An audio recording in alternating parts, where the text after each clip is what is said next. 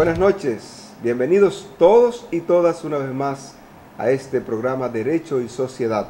Como cada sábado a las 7 de la noche, desde la biblioteca del Bufete Jurídico licenciado José Cristino Rodríguez, transmitimos el programa Derecho y Sociedad, un aporte a la comunidad jurídica de la provincia de Valverde, de la región noroeste y, ¿por qué no?, del país, y también a la población en sentido general.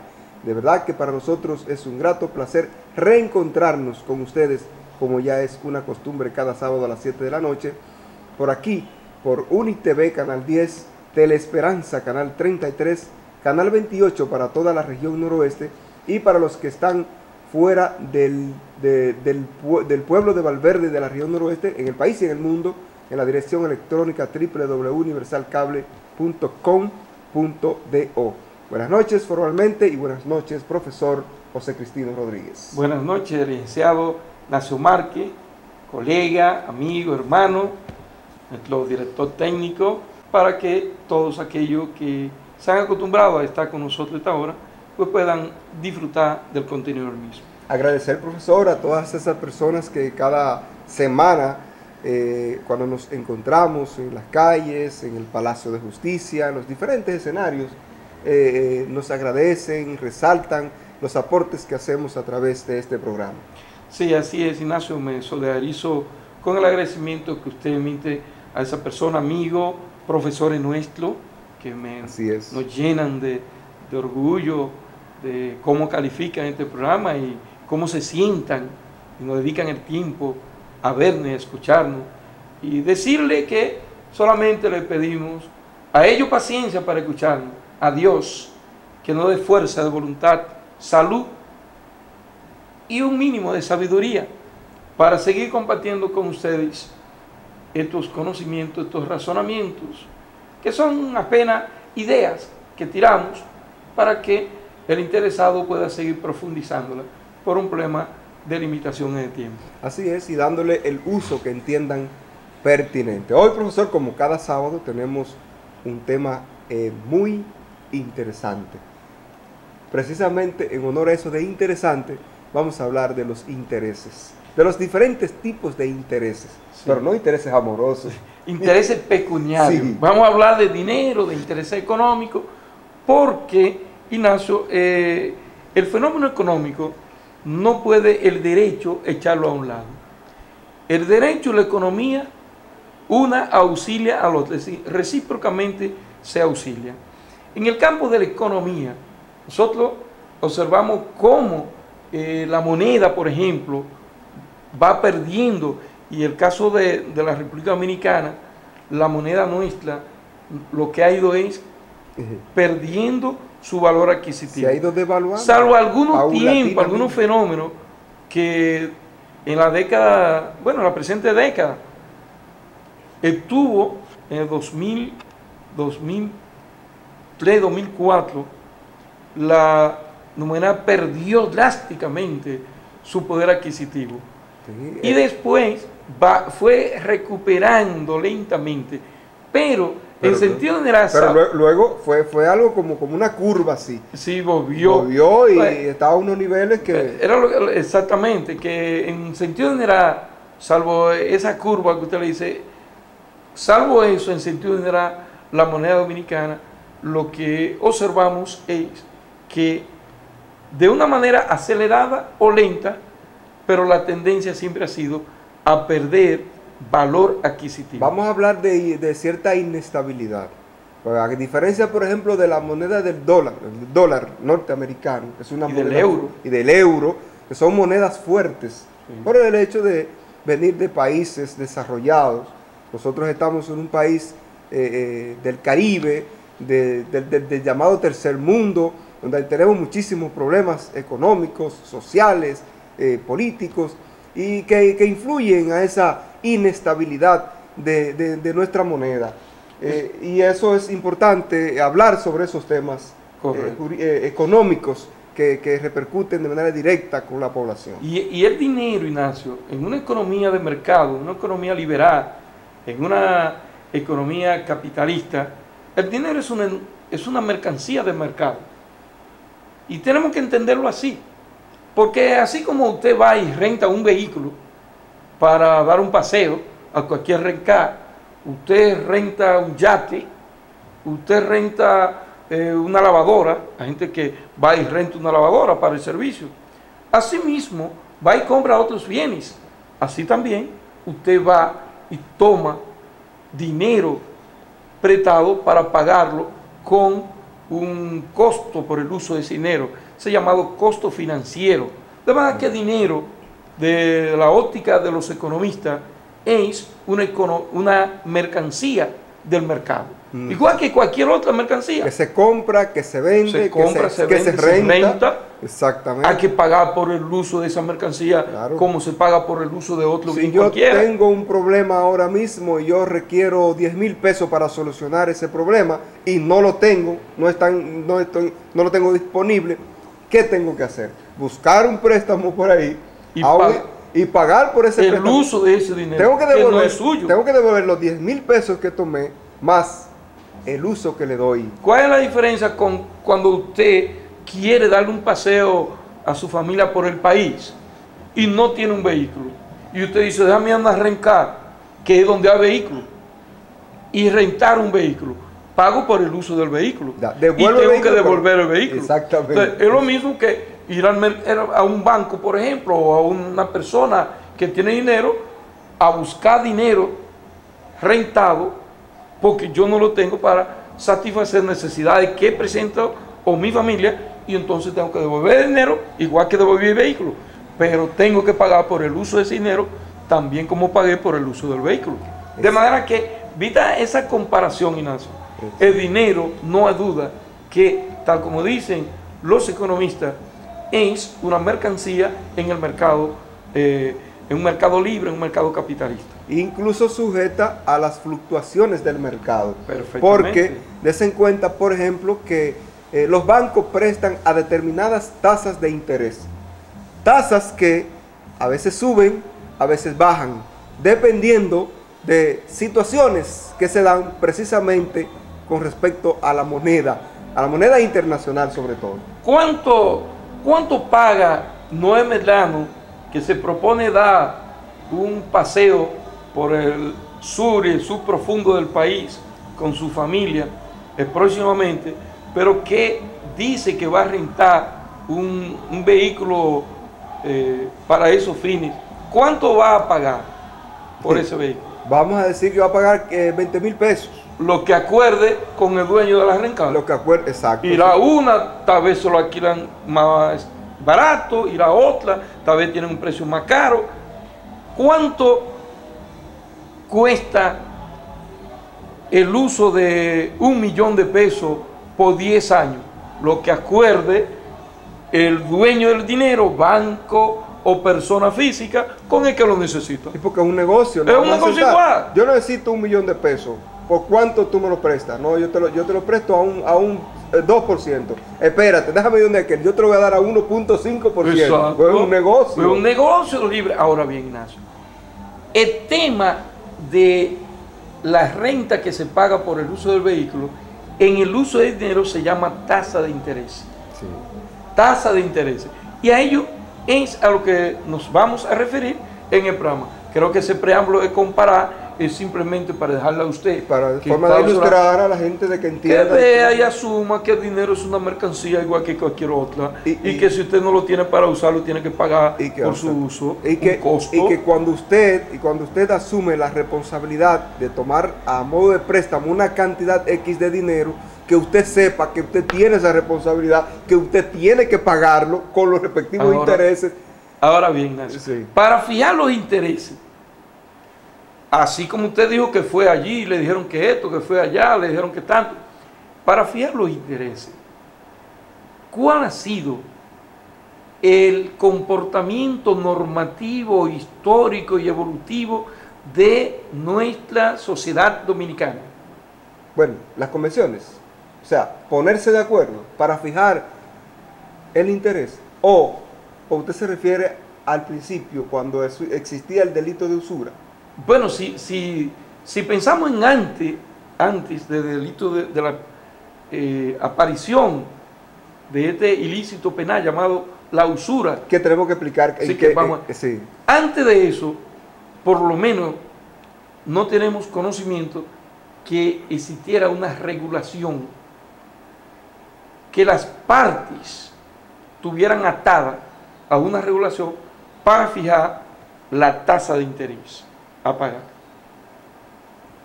Ahora, en 1916, nosotros, los dominicanos, cuando el país fue invadido, exacto, o ocupado más bien, la primera ocupación norteamericana. Ocupado, 1916, ya lo había sido Nicaragua, El Salvador, Haití, 12 y 14, nosotros 2 años después, 16. Pero en ese gobierno, llamado gobierno de la ocupación norteamericana, se dictó una orden ejecutiva, como se llamaban las disposiciones normativas que emitía ese gobierno. Se llamaba orden ejecutiva. Sí, porque era lo que ellos decían. No era una ley porque no tenían un congreso. No había congreso. No había congreso. Entonces, la orden ejecutiva eran las normas que ellos emitían. En materia de tasa de interés, el gobierno de la ocupación norteamericana acá emitió la orden ejecutiva número 312 en 1919. En 1919. Esa orden ejecutiva que después se convirtió en ley. Después de la desocupación del 24. Sí, siguió vigente, pero ya el Congreso la convirtió en una ley. Exacto. ¿Y qué era eso, Ignacio? Bueno, explíquenos en qué consistía la orden ejecutiva 312 de 1919. La orden ejecutiva 312 lo que consistía era en regular precisamente los intereses que se pagaban por los dineros que se tomaban prestados. O sea, entonces usted y yo no éramos, usted me iba a prestar 100,000 pesos. No podíamos poner de acuerdo. Sí, podíamos poner de acuerdo siempre y cuando no fuera por el monto que establecía la ley. La ley dice un 1%. ¿Y si usted me lo iba a prestar a un 3%? No podía, porque la ley lo prohíbe. La ley de manera expresa establece que no puede ser. Dice el artículo 1 de esta ley: el interés legal en materia civil y comercial es del 1% mensual. Ahí no hay otra explicación. O sea, yo no podía decirle, no, es a un 2% que yo lo voy a prestar. Pero estamos hablando de los préstamos, ¿verdad? Pero eso habla de materia civil y comercial. Sí, pero oiga, 1134 del Código Civil lo que dice. Las convenciones legalmente formadas tienen fuerza de ley para aquellos que las han hecho. No pueden ser revocadas sino por su mutuo consentimiento o por las causas que están autorizadas por la ley.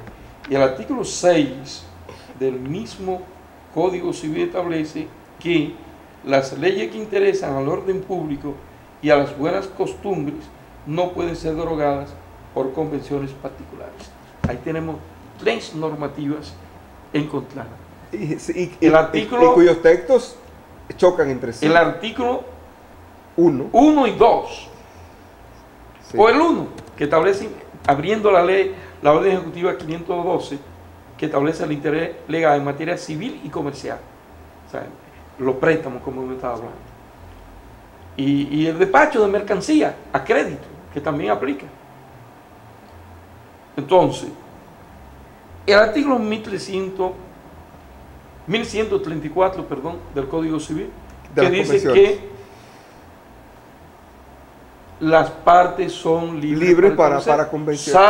Salvo, repetimos lo que dice el texto, salvo lo que es las convenciones legalmente formadas tienen fuerza de ley en aquellos casos que la han hecho. O sea, las convenciones legalmente formadas. ¿Y cuándo son legalmente? Cuando estamos de acuerdo. Exactamente. Sí, pero espérese, cuando estamos de acuerdo, pero que también cuando está establecida en la ley.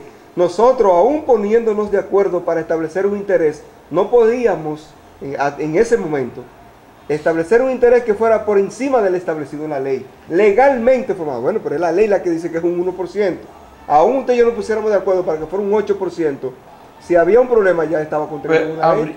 Sí, porque entonces esta ley tendría un carácter de orden público. ¿Por qué? Porque el artículo 6 dice, ratifica la libertad contractual. Exacto. Pero dice que las leyes que interesan al orden público y a las buenas costumbres no pueden ser derogadas por los particulares. Entonces, habría que entender que la orden ejecutiva 312, posteriormente convertida en ley nacional, tenía carácter de orden público. Entonces, ¿por qué llamarle usura, profesor? ¿Por qué se le llama a esa orden ejecutiva? Mire, pero también el artículo, antes que usted pase el artículo 1153 del Código Civil establece que las obligaciones que se limitan al pago de cierta cantidad, los daños y perjuicios que resulten de retraso en el cumplimiento, no consisten nunca sino en la condenación a los intereses señalados por la ley, salvo las reglas particulares del comercio y de las fianzas. 1153. Sí, entonces tenemos un cuarteto de normas jurídicas. El artículo 1134 del Código Civil, el artículo 1153 del Código Civil, el artículo 6 del Código Civil, el artículo 1, 2 y 3 de la Orden Ejecutiva 512, posteriormente Ley 512. Pero el 1153 dice que si yo me atraso en el pago de la suma de dinero que usted me prestó a mí, yo tendría que pagar los intereses que establecieran la ley. Y la única ley que establecía un interés específicamente era la ley 312. Esa era la ley que, porque, ¿qué se pretendía desde el gobierno militar de entonces con esa ley? ¿Cuál era el objetivo? Porque las leyes siempre tienen un motivo, tienen un objeto. Claro. Una ley no llega así porque sí. Hay una motivación que hace posible el surgimiento de esa ley. ¿Y cuál fue el motivo de esto? Evitar, pienso yo, evitar los excesos, los abusos en la persona. De los dueños de capitales. Sí, de los bancos. En un país como este, no solo era para los bancos, sino para los manejadores de capitales. Sí, los dueños de capitales, en sentido general. En un país como este, que era un país, si somos pobres hoy, era extremadamente pobre. En ese entonces. En 1919. Tenía como finalidad evitar el abuso de los desposeídos que necesitaban usar dinero que no tenían y tenían que buscarlo en el mercado. Al que prestaba dinero por encima del 1%, entonces era considerado como un usurero. Por eso se llama el delito de usura. El delito de usura, entonces, con excepción de la casa de empeño, que tiene un margen un poquito. Que entonces ahí ¿qué tenía, profesor? Tenía. Ahí la ley estableció hasta un 4% para fijar los intereses en las negociaciones que hacía con los usuarios de estos bancos de empeño o casa de empeño, como se le llama. Pero que quede claro que lo que estamos diciendo es lo que establecía la ley 312. ¿Y qué pasó con esa ley? Esa ley, pero antes de decir... Porque hoy, Ignacio, vigente esa ley, a que mucha gente pagaba el módico 20, el módico 10, porque se desconocía esta ley. Y es lo que hemos dicho aquí, porque los ciudadanos desconocían y abusaban de ello. Le confieso que yo tuve un caso, incluso un que caso, se benefició de esa ley. Un caso donde una persona ya la iban a desalojar de su vivienda y al amparo de esta ley yo logré salvarle su situación y no tener que seguir siendo explotada económicamente por el acreedor y entonces tener que devolverle la documentación correspondiente a la propiedad de su casa. Porque le estaban cobrando más por encima de lo que la ley establecía. Habían incurrido en usura. Ya. Ahora, habían caído en el delito. Vamos a ver lo que pasó entonces, Ignacio. Sí, antes de decir lo que pasó, para que hablamos del 1% en ese entonces, establecido en el artículo 1 de esa ley, ya derogada. Pero ¿qué dice el artículo 2? Atención para la casa de empeño y otras instituciones. Dice, el interés convencional, o sea, en el que la gente se pone de acuerdo, tanto en materia civil como comercial, no excederá de un 1% mensual, con excepción de los préstamos hechos por casas o bancos de empeños sobre bienes depositados y retenidos como garantía, pues en esos casos el interés no excederá de un 4% mensual, incluyendo depósito y seguro. O sea, que el interés, entonces, cuando existía esa ley, era entre un 1 y un 4% Dependiendo. Pero las casas de empeño han como desaparecido, Ignacio. Cuando yo era muchacho había muchas. No, todavía hay. En Mao aquí había muchas en esa época. Había más, pero todavía hay. Sí, bueno. Sí. Pero Ignacio, esta ley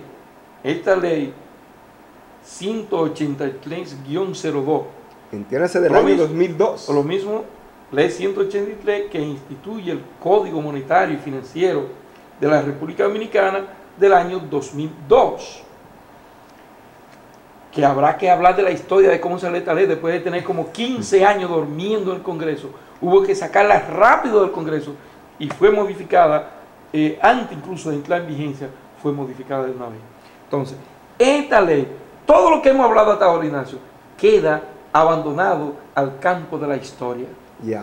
Cuando se vaya a estudiar el tema de los intereses, usted que va a estudiar el tema de los intereses como pago por el uso de un dinero, como costo financiero de un dinero que usted buscó, no puede dejar de estudiar este preámbulo histórico, porque la usura contemplada en la orden ejecutiva 312, el delito de usura y la limitación a la voluntad de las partes,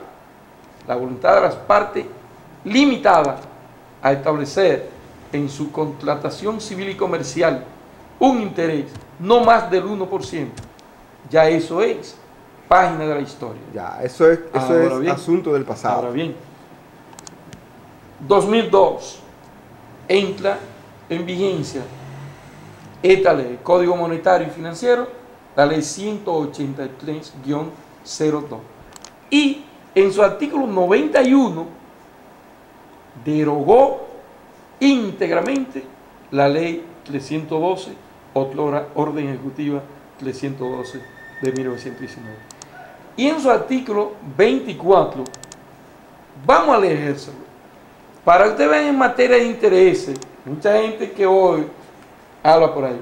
Miren, señores, el artículo 24, en su último párrafo dice: las operaciones monetarias y financieras se realizarán en condiciones de libre mercado. Vaya atadura. Las tasas de interés para transacciones denominadas en moneda nacional y extranjera serán determinadas libremente entre los agentes del mercado. ¿Quiere decir, profesor, que no existe ya el delito de usura? No. El delito de usura. No, porque el delito de usura estaba en el marco de la ley. De la orden ejecutiva, que de la ley después. 312. O sea que ya ese asunto que la gente dice, no, porque yo estoy pagando un interés muy alto y por eso no lo voy a pagar. De que eso es usura. Que eso es usura. Ya no hay usurero. Ya no hay usura, no, señores. Ni hay usura ni hay Abran usura. los ojos. Usted va a coger prestado, va a tomar un dinero prestado, cerciórese bien y búsquelo donde se lo presten al mejor interés, al que a usted le convenga. Y si lo cogió a un 50% mensual, tiene que pagar un 50%. ¿Es legal? Es legal. No hay usura, no hay prohibición, porque el artículo 91 del Código Monetario y Financiero de 2002 derogó íntegramente y expresamente la ley 312. Y el mismo Código Monetario y Financiero, en su artículo 24, estableció libertad para establecer la tasa entre los agentes del mercado. Entiéndase por agente del mercado. Y también liberó para que sea en moneda nacional o extranjera. También, no importa. Porque también mucha gente dice, Ignacio, y me llaman y me preguntan, pero que no puedo hacerlo en dólares porque esa no es la moneda dominicana, eso es ilegal. No es la moneda dominicana, pero que es el código que rige el mercado monetario y financiero, estableció libertad para contratar en moneda nacional o extranjera y estableció la libre convertibilidad de la moneda. Lo único es que si se hace un contrato de préstamo debe establecerse, si usted entiende que es una moneda en dólar norteamericano, el euro de Europa, el quetzal de Guatemala, el yen japonés, el que se yo qué chino. Oye, ¿por qué usted no dice? El good haitiano. Eso no lo quiere decir. Diga el eso good haitiano. Debe de establecerlo en el contrato, ¿verdad? Sí, o sea, sí, convencionalmente. Ahora, ¿en qué moneda se está negociando? ¿En qué moneda se está negociando? A falta de convención de esa moneda, entonces se presume que es moneda nacional. Exactamente. Perfecto. Ahora bien, ya está establecido, raya en el cuadernito, de que el delito de usura no existe. No existe. Que eso existió hasta el 2002, cuando se puso el Estado Dominicano, el Congreso Nacional, aprobó esta ley. Ya no existe la usura, no hay usurero, no hay limitación a establecer la tasa de interés. Usted la puede establecer en el monto que convenga entre los contratantes, tanto en materia civil comercial como en cualquier tipo de transacción. Así no es eso. Ahora bien, eso es, con esta ley, dígame, ¿te iba a decir? No, termine lo del comentario de esa ley para que entonces ahorita pasemos a los intereses judiciales. Que pasó otro asunto con la aparición de esta ley. Ocurrió también, nosotros estamos acostumbrados, los abogados litigantes, estamos acostumbrados a pedir a los jueces que condenaran a la otra parte, a la parte que sucumbiera en justicia, que nos la condenara al pago de los intereses legales. Y pedíamos también que esos intereses legales se computaran o se sumaran a partir de la demanda de justicia y hasta la ejecución definitiva de la sentencia de intervenir. ¿Qué significaba esto? Significaba dos cosas. Hacíamos ese pedimento, pero ese pedimento estaba avalado en el artículo 1153 del Código Civil que leí ahorita. Sí. Pero el artículo dice que los intereses legales a que eran condenados eran lo establecido por la ley. Entonces íbamos a la 312, que establecía el uso. ¿Qué hacían los jueces? Es verdad, una demanda en cobro de pesos de 100,000 pesos o en daño y perjuicio por un monto indemnizatorio de 100,000 pesos, vamos a condenarlo a la vez al pago de los intereses legales. Que era el 1% de los 100,000 desde que se introdujo la demanda hasta que la sentencia adquiriera carácter definitivo. Ese adicional significaba mucho. Yo tuve varios casos que el interés legal, cuando se sumaba, era una buena cantidad de dinero. Pero como esto abolió, como el Código Monetario y Financiero derogó la orden ejecutiva o ley 312, entonces dejó en el aire. Entra al ámbito jurídico una nueva discusión. ¿De dónde los jueces van a encontrar? Entonces, se inventan, o nos inventamos, porque yo a lo mejor soy un pichón de teórico de las ciencias jurídicas. Ya no hay aplicación de 1153, porque dice los intereses legales. Porque ahora no hay una ley que establezca un ¿Cuáles son los intereses legales? Y ya la ley que lo establecía desapareció. Sí. Entonces los jueces, a partir de ahí, cambia el comportamiento jurisprudencial o el criterio jurisprudencial. Y los jueces dicen, ya no hay condenación en intereses legales. Y eso... Y cuando se solicitaban, los jueces la rechazaban. Y si lo acordaban, la Suprema lo rechazaba. Sí. Eso era intereses legales. A partir de entrada en vigencia del Código Monetario y Financiero, 2002, no hay lugar a condenación e intereses legales. Ahora, si la demanda había sido interpuesta antes de 2002, entonces sí procedía. Sí se computaba. Porque había caído la demanda durante el imperio de la ley 312. Entra en discusión eso. Y eso crea en el mercado un conflicto por la sencilla razón que si bien la 312 llegó a convertirse en una especie de obstáculo para el mercado de dinero. Oiga, ¿por qué nace una especie de obstáculo? los propios bancos tenían que buscar mecanismos alternos en los contratos cuando el dinero estaba más allá del 1%. Porque decían, yo no puedo colocar dinero al 1%, no es rentable. Pero no puedo decir en contrato que es más allá del 1%. Entonces tengo que hablar de mantenimiento de cuentas, de todo aquello, para poner el porciento, agregarle y llegar a la tasa real de préstamo. Así que había que ver, como hizo un colega mío, colega nuestro, la acrobacia técnico-jurídico-económica que se hacía para llevar a la tasa que se estaba apretando realmente. Entonces, desde ese punto de vista, la normativa que originalmente tuvo como propósito impedir un abuso hacia la clase humilde que buscaba dinero o que no lo tenía para desarrollar actividades civiles y comerciales, llegó a convertirse en una traba para la colocación de dinero. Eso es cierto, porque no es verdad que usted iba a coger 100,000 pesos, apretármelo a mí a un 1%. No, mensual. Claro. No, para ganarse. No era negocio. Para ganarse, ¿cuánto se ganaba? 1,000 pesos. 1,000 pesos. No, exacto, no 1,000. Sí, de 100,000. De 100,000, 1,000 pesos. Eso no era negocio. No era negocio, entonces esas inversiones estaban limitadas. Usted mejor se ponía a hacer chulo y pastelito y dulce y ganaba más que prestándolo a un uno. Pero además, cuando yo venía a pagárselo, ese dinero estaba depreciado. Y otro tema que vamos a discutir más adelante. Entonces usted salía perdiendo por prestarlo. Sí. De eso, de convertirse en una traba, pasa a un extremo, de un extremo a otro. De un extremo a otro, como quiera quemó. Sí. Porque esta ley entonces da libertad para establecer la tasa y deroga la usura y el delito de usura.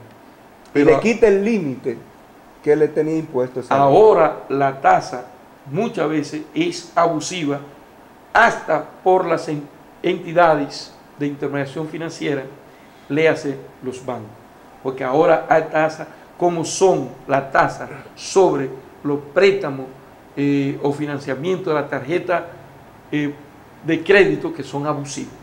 Sí. Y eso hay que decirlo. Claro que sí. Entonces, ¿qué calcula, Ignacio? El único límite que hay es la competencia entre ellos. La competencia, porque hay libertad. Entonces, usted calcula cuánto paga un tarjetaviente cuando tiene que acudir a financiar el consumo que ha hecho con esa tarjeta, porque al momento del corte o que llegue el día de pago, no tiene con qué saldar el corte, el consumo que hizo, y va a financiamiento, y usted le da a la calculadora, y hoy día se está pagando por encima del 60% de interés de los consumos de la tarjeta de crédito. Eso es una tasa abusiva. Ahí fuera usura, oiga. No. Ahí habría motivo para demandar, que eso, pero no lo hay ya, porque el que va y hace un contrato, firma un contrato para una tarjeta de crédito, va libremente y lo firma. Perfecto. Y en el contrato, aunque esté letra pequeña, pero están que ahí no lo lee nadie. Que nadie lo lee, pero están ahí las condiciones, y le están diciendo qué es lo que usted está firmando. Son los llamados contratos de adhesión. Exactamente, el contrato de adhesión. Y que le están diciendo ahí que usted tiene 30 días para pagar el dinero que consume, y después de 30 días le dan 22 días más. ¿Sí? Es así. Pero pásese con un día más para que usted vea cuánto tiene que pagar por encima de lo que usted está pagando. Entonces, vamos de nuevo al ámbito judicial. El ámbito judicial, los intereses judiciales. Dijimos que con la 312 el juez lo condenaba poco, pero al 1%, porque el juez tenía como fundamento la orden ejecutiva. La orden ejecutiva y el 1153 del Código Civil. Tenía la basamenta legal en que dejar caer la sentencia, en que soportar la sentencia. Entonces, profesor, al quedar ausente la ley 302, la orden ejecutiva, luego ley. Y casi sin aplicación el 1153. Entonces, los jueces, en principio, porque vamos a hablar del cambio de criterio, lo que hacían era rechazar las peticiones de condenación en el pago de los intereses legales. Cambian de criterio.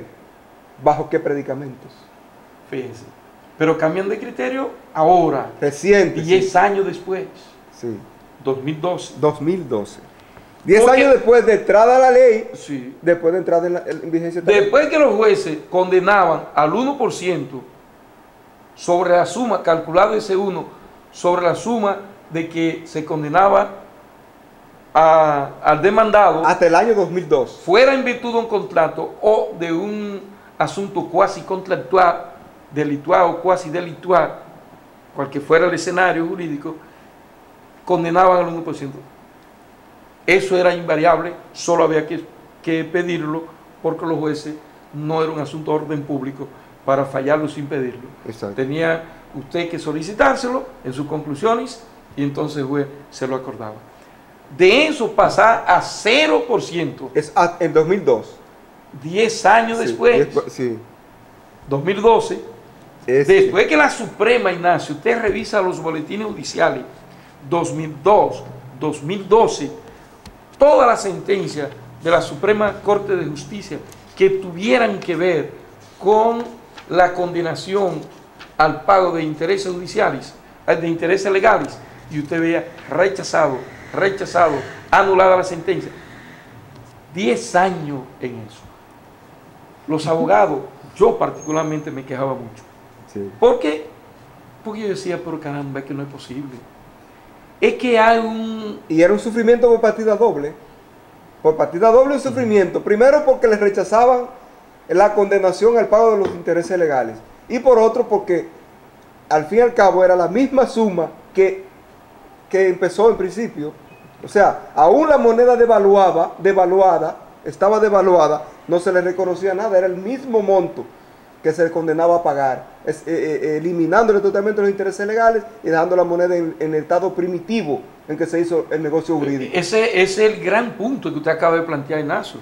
De ahí es que cuando yo hago este programa solo, me siento tan aislado, tan triste, porque es que usted pone el punto de partida siempre. No, profesor, no diga eso. No, pero es así. Y si no, pregúntele a los amigos que ven este programa o a Noé Medlano. Fíjese el elemento que usted acaba de introducir. Usted dice, pero espérese, José Cristino, es que entonces en esos 10 años la justicia no estaba mirando hacia el mercado. La justicia estaba de espada a la economía, a la dinámica de la economía. ¿Por qué? Vamos a poner un ejemplo sencillo, señores. Usted le prestó a Ignacio 100,000 pesos. Ignacio, un hombre serio, hijo de Papá Mue. Imagínese que no resiste de ver un día después que se comprometió a pagar. Yo lo conozco muy bien. Sí, se enferma. Y usted, hijo de él, lo conozco también a usted en ese sentido. Si fuera José Cristino, no. Pero usted, imagínese. Entonces, le presta 100,000 pesos a Ignacio. Ignacio se lo va a pagar el día que le dijo que convinieron el pago. Oiga, no tenga duda de eso. Ahora, ¿qué pasa? Usted se lo presta a otro que no es Ignacio Márquez ni Papá Mue, que es su papá. Ese señor amigo va donde usted y le plantea un problema que se le presenta, pero que es un problema que necesita urgentemente resolverlo. Y usted es su amigo. Y usted dice, no, yo tengo unos chelitos en el banco o aquí guardado. En el banco, no lo guarde ahí, porque es que anda mucha gente por echarle mano a lo que no le pertenece, y si están ahí guardados debajo del colchón, y si están debajo del colchón para que no lo vean, le quita la vida al otro para llevarse los chelitos. Entonces guárdelo en el banco, que vayan y se lo lleven del banco mejor, y no debajo del colchón. Entonces usted va a su amigo con el problema, usted dice, mira, yo te doy estos chelitos para resolver un problema en 45 días. No, pero yo en 30 días te lo pago. No, pues vamos a buscarlo. Mira ahora aquí, resuelve tu problema, es mi amigo. Sí, es un bien que le está haciendo. Resulta que los 45 días se convierten en 5 años. Para ustedes. Y no le pagan. Señores, y ustedes que nos están observando, saben que lo que estamos diciendo no es extraño. Pan nuestro de cada día. No es extraño. Pan nuestro de cada día. Entonces, 5 años después, usted no tiene otro camino que apoderar a un abogado para perseguir de manera compulsiva de esos 100.000 pesos. El cobro de esos 100.000 pesos. Y viene donde mí, que soy el juez. Yo soy el juez que va a conocer su demanda en cobro de esos 100.000 pesos. 5 años.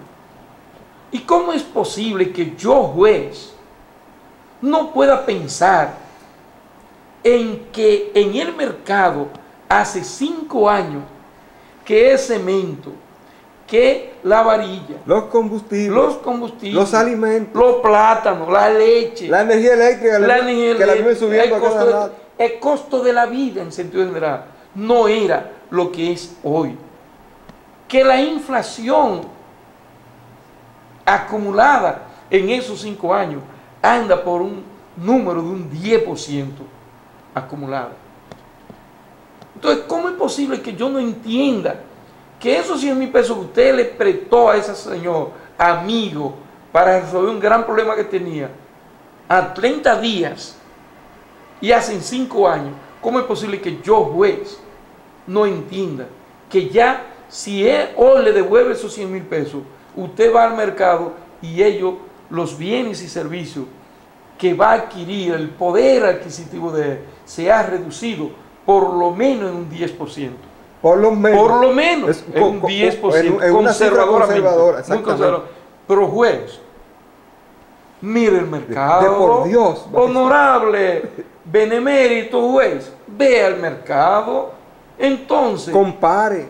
Así como usted lo tiene que hacer cuando está conociendo una demanda laboral y usted condena al empleador a pagar 50.000 pesos de prestaciones y el Código de Trabajo le dice que cuando el trabajador demandó, la moneda era otro valor adquisitivo el que tenía, que le indece, aplíquele la indexación conforme publique el Banco Central, y usted le pide a ese juez, el juez está en la obligación de aplicar la indexación, y ha dicho la Suprema que si el juez no dispone esa indexación, que no es más que una compensa adecuada del valor de la moneda, que como quiera se aplica porque el código lo dice.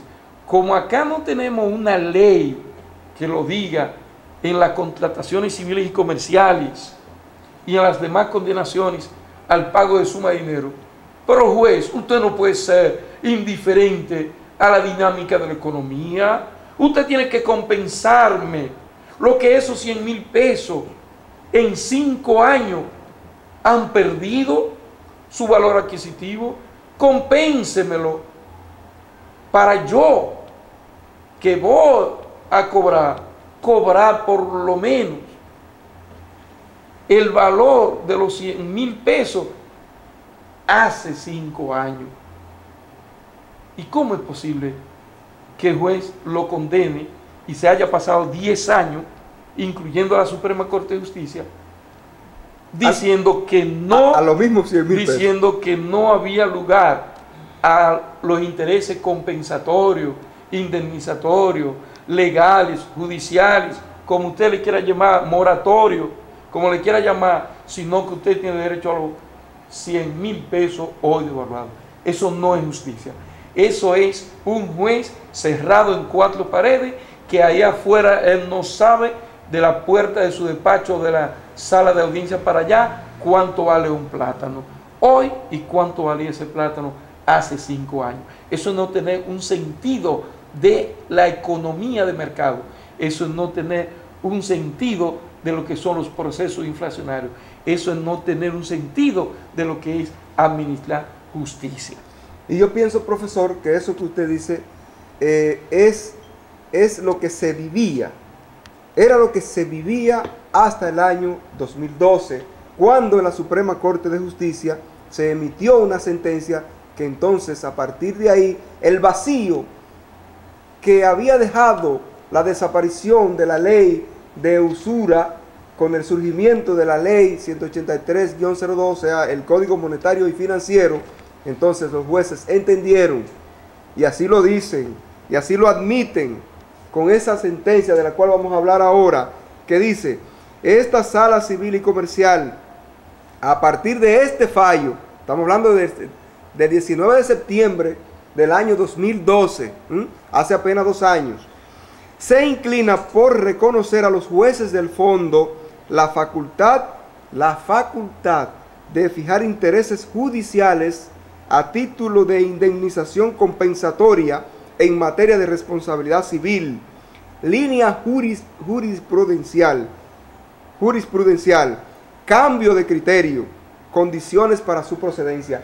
Esos elementos se abordan en esa sentencia que varió el criterio, pero que todavía hoy día hay jueces que hacen caso omiso a esa sentencia. Vamos entonces a explicar, luego de esa magistral exposición del profesor José Cristino Rodríguez, sobre lo que ocurrió durante muchos años en nuestro país, los perjuicios de que fueron víctimas muchas personas que prestaban dinero, que vendían a crédito, que hacían diferentes negociaciones y que luego eran víctimas de engaños por deudores morosos, y que al final, cuando iban a la justicia a buscar protección judicial de sus intereses, realmente no recibían esa protección por los órganos jurisdiccionales correspondientes.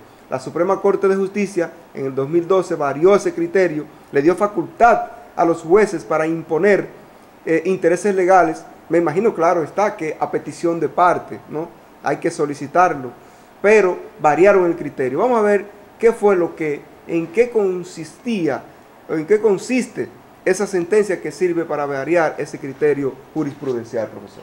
Sí, fíjese lo que decíamos, justamente, porque la sentencia es del 19 de septiembre del año 2012.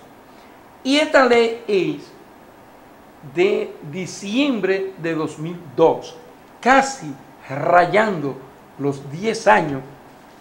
La justicia dominicana, con su pauta de la Suprema Corte de Justicia, básicamente la primera sala, cambió el criterio. Y entendió, Ignacio, lo que yo planteé en mi intervención anterior. Exacto. Es decir, vamos a compensar.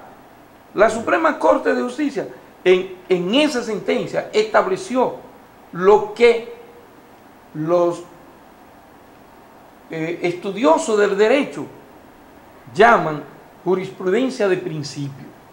¿Por qué jurisprudencia de principio?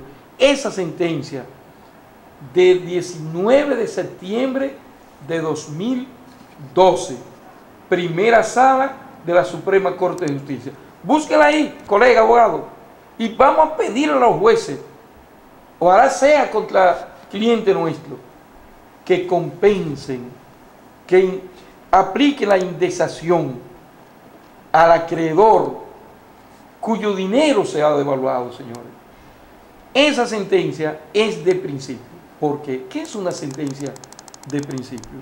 No es más que frente a una orfandad de normativa que regule una materia, la Suprema Corte de Justicia emite una sentencia tratando el problema de que se trata. Llenando el vacío existente. Llenando ese vacío como ha sido legislativo. El caso. Exacto, como ha ocurrido en este caso. Después que el legislador se llevó la 312 que estableció un interés legal y nos dejó sin ninguna norma reguladora de la compensación a los capitales que se usan por quien no es su propietario. Entonces, ahora, repito, 10 años después, la Suprema Corte de Justicia, entendiendo que era injusto seguir solo reconociendo el capital principal adeudado, ha establecido un interés que ellos le han llamado interés judicial, pero que puede también verse como interés compensatorio, interés indemnizatorio. Es judicial, pienso yo, porque emana de una autoridad jurisdiccional, sí. Exactamente. Pero es de principio la sentencia del 19 de septiembre de 2012 de la Suprema, porque estableció el criterio a seguir. Ahora bien, la Suprema Corte de Justicia dijo que dejaba a la facultad de los jueces. Eso deja un poco, pero... Sí, no le impone. Y tiene razón, ¿por qué?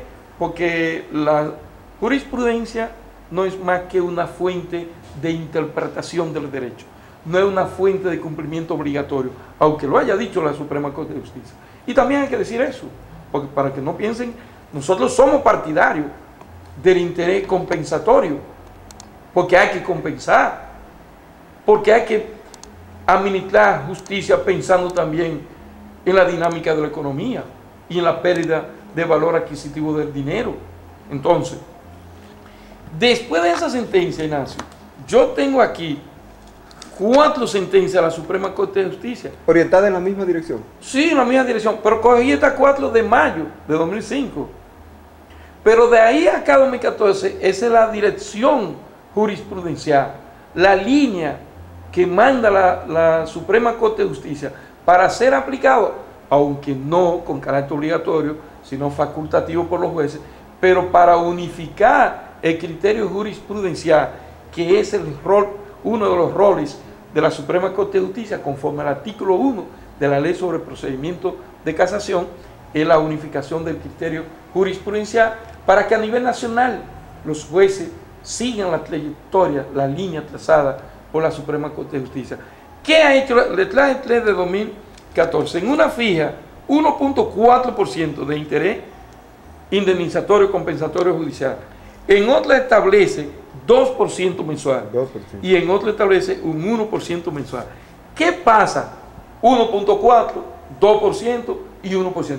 Cogí 3 decisiones que se las voy a dar para si quieren buscarla. Hay una que es del 14 de mayo de 2014.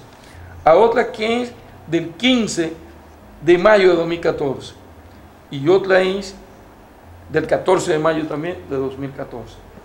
De manera que, para que si quieren la busquen, y los jueces que puedan honrarnos viendo este programa, entiendan que ya... Que ese es el criterio. Esa es la línea. Y que por un asunto de comprensión de las variantes económicas del mercado, resulta obligatorio y necesario, o necesario y obligatorio, indexar los capitales, compensar la pérdida de valor adquisitivo, explicar o aplicar, mejor dicho, esa decisión y estas decisiones posteriores de la Suprema Corte de Justicia. Y es penoso que todavía, con esos ejemplos que se están dando desde la Suprema Corte de Justicia, todavía existan tribunales que hagan caso omiso a esa variación de criterio jurisprudencial. Recientemente, un tribunal de esta región, no vamos a decir de qué se trata, porque cuando uno lleva casos, nosotros no tratamos casos en nuestros programas, pero hubo una sentencia condenatoria al pago de una deuda de 34,000 pesos. Y la deuda tiene, de esos 34,000 pesos, hace como 4 o 5 años.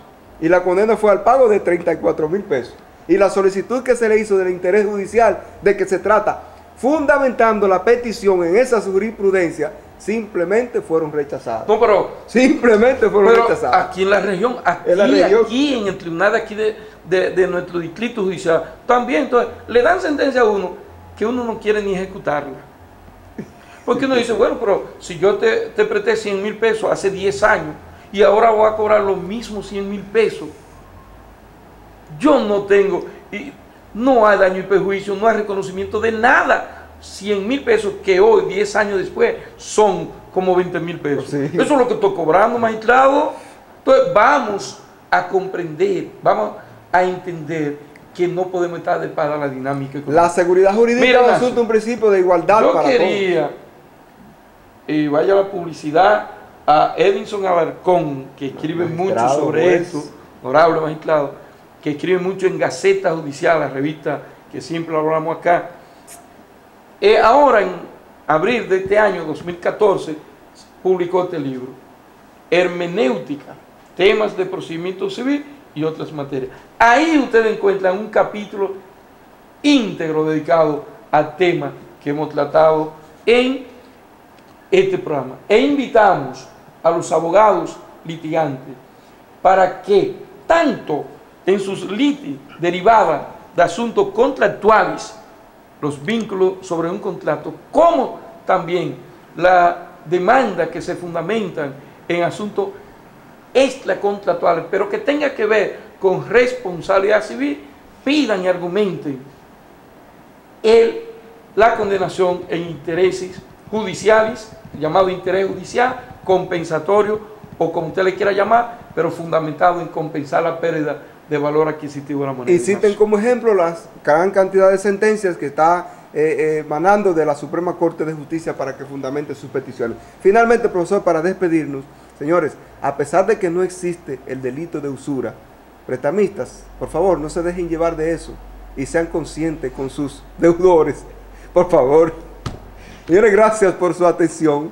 La invitación la dejamos abierta para el próximo sábado para que nos honren con su compañía otra vez a las 7 de la noche, el sábado a las 7 de la noche por UniTV Canal 10. Buenas noches y muy buen fin de semana.